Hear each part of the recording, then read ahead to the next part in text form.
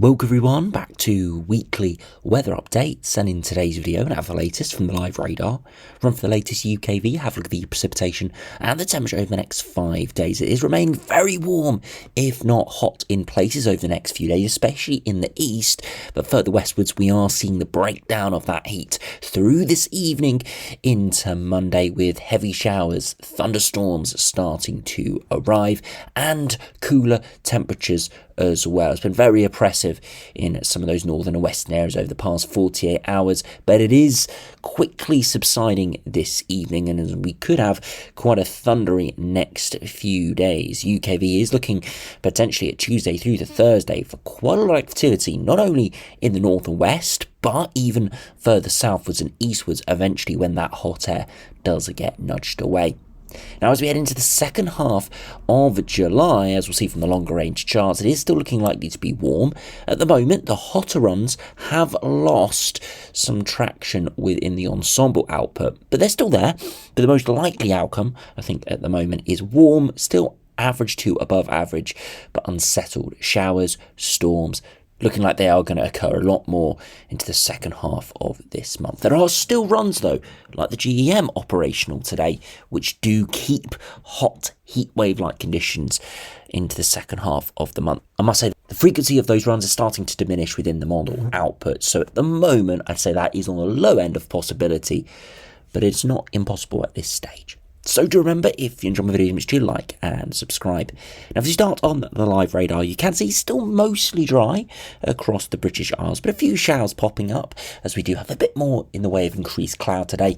And although the upper air temperatures haven't nudged too much this afternoon, there's still very warm, hot air mass around, a bit more cloud around as the instability moves in. It has prevented those temperatures to be widely into the low 30s once again. Instead, most areas mid to high 20s today. So still heat wave, just not quite as extreme as it's been the last couple of days. And already across the Republic of Ireland, heavy showers and storms are starting to approach. These will get a bit more widespread and intense as they do progress eastwards through this evening. Now, if you look at the temperatures, you can see it is still very hot, even in those western areas where the breakdown is coming pretty imminently. Temperatures widely again, high 20s, if not touching 30 degrees, but just not quite as hot as yesterday. Sea breezes down the North Sea coast, keeping it cooler here, and you can see where the breakdown's arriving for southern parts of the Republic of Ireland. This is where cooler air and storms are starting to move in. Now, if you go over to net weather, you see the top temperature today widely 28 to 30 degrees, so not quite as hot as the past couple of days, but still nonetheless very hot out there this afternoon, and it's going to continue to be hot in the east over the next couple of days, but subsiding for all through Tuesday and Wednesday. Now, if you look at the latest UKV, you can see it's still pretty dry through the rest of today, but that increased cloud holding those temperatures back a little bit, and showers and storms starting to move in overnight tonight and become a little bit more widespread into Monday morning. Still restricted to northern and western areas, but not exclusive, and they could become a little bit more widespread through Monday afternoon. And it's really as we head into Tuesday, that's when we start seeing more extensive showers and storms pushing in for England and Wales, really pushing that hot air away. Looks pretty active there during Tuesday afternoon. There could be further batches of heavy rain during Wednesday, and especially into Thursday. This is where we've got a lot of activity, lots of bright colours here, indicating some quite organised heavy rain and storm activity, especially during the afternoon there behind that initial band. Lots of these darker reds appearing, indicating a lot of activity there as we do head into the second half of the week. So still likely remaining warm, but you see a lot more in the way of activity, lots more showers, lots more storms moving through. I've got to keep a very close eye on these. These are still 3 or 4 days away, so some things can and will still change. But definitely drought conditions, definitely the hosepipe bands we've got that have just come in, suspect those could disappear by the end of next week if this forecasted rain does arrive, as some areas could see a lot of rain, a good few inches of rain, looking at the intensities here. Now, if you do look at the Cape, we have been talking about Cape quite a lot recently in terms of the longer term prospects. We can already see some increased Cape coming through this week, some moderate levels through Tuesday in the north and the west, indicating energy available for those thunderstorms. But it's really as we head into Thursday, we see quite a big area of increased Cape moving through much of England, Wales and Northern Ireland into Scotland as well. And this could really pep up those showers and storms and provide a lot of explosive action there. So again, could still change. It's 4 days away, but it definitely is showing some real interest as we do head through the latter part of this week. So yes, still could turn warm and hot later on, but would be sort of combined with quite a few showers and storms. Now, do look at the temperatures this afternoon. As expected, high 20s touching 30 degrees, pretty much what we've seen from those observations.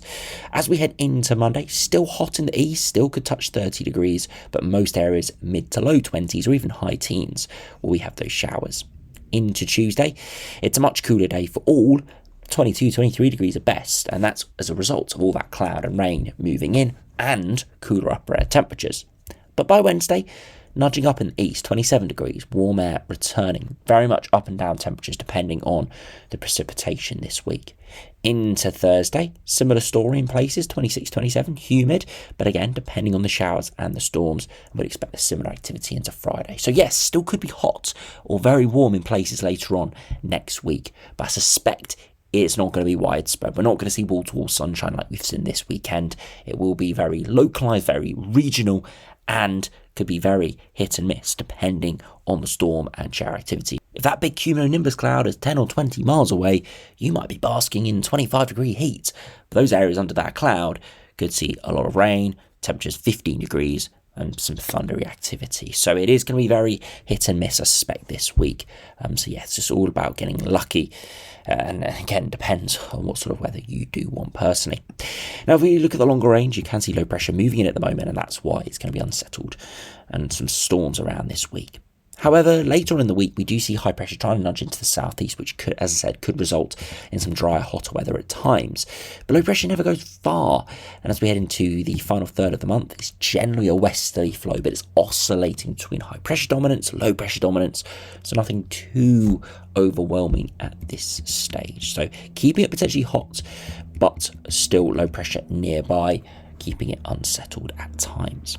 Now, as I said, the GEM is unsettled, at least in the short term, but look what happens later on next week into the following week. High pressure builds back in, and yes, low pressure's not too far away and would keep precipitation nearby to the north and the west.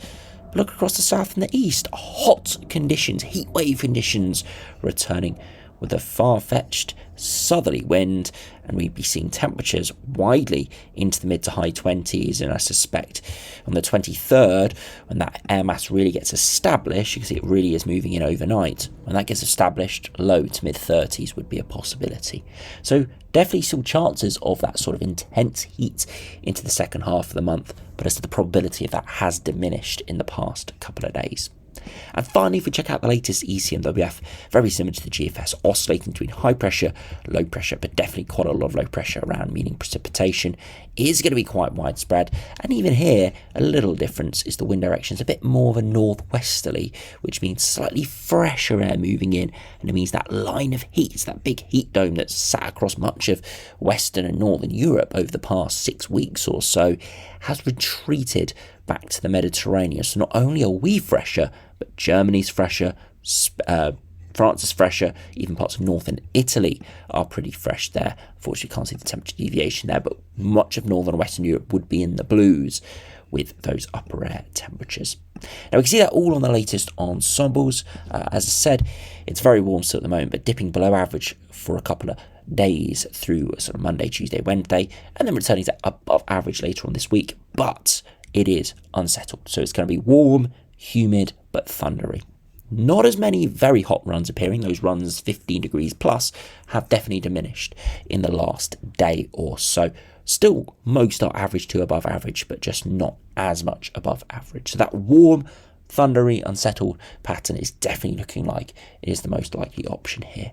There is diminished precipitation right till the end of the month, but temperatures aren't really spiking all too much. So again, we'll have to wait and see what is in store there. I suspect there's just a lot of uncertainty at this stage. Sea level pressure hovering above average, below average, i.e. high pressure, low pressure, oscillating between. Again, no real dominance, meaning that we are going to see a whole eclectic mix of conditions. Dew points, though, are still looking pretty humid, low to mid-teens a lot of the time. Again, means warm air is around, so it's going to feel warm, but also it's going to aid showers and storm activity. And if we finally compare to the Eastern OEF, for some reason it's chopped out the first day or two here, but beyond that you can see it is below average through Tuesday, Wednesday, above average later on in the week, still looking warm, but increased precipitation. So looking unsettled and warm there as we do head towards the final half of the month. As we do head into the second half of the month. So not too much change in those longer term prospects. We are still looking likely to be seeing a warm but unsettled pattern into the second half of the month. Those very hot and heatwave like patterns haven't completely disappeared as we saw from the GEM, but they are less likely at this stage. So if you don't like the oppressive heat, unfortunately it is disappearing over the next couple of weeks at the moment, the most likely scenario. But it still will be warm and humid. It will still be summer-like. We're not seeing anything cool for the foreseeable future. And of course, we do like some thunderstorms. Then this upcoming week, there could be quite a lot of activity, especially in the west and north, but not exclusively, some in the south and the east as well. Hopefully alleviating some of those issues we've had with water over the past couple of weeks. So anyway, thanks for watching. I hope you enjoyed. Subscribe if you're new. And I'll see you again for another video soon.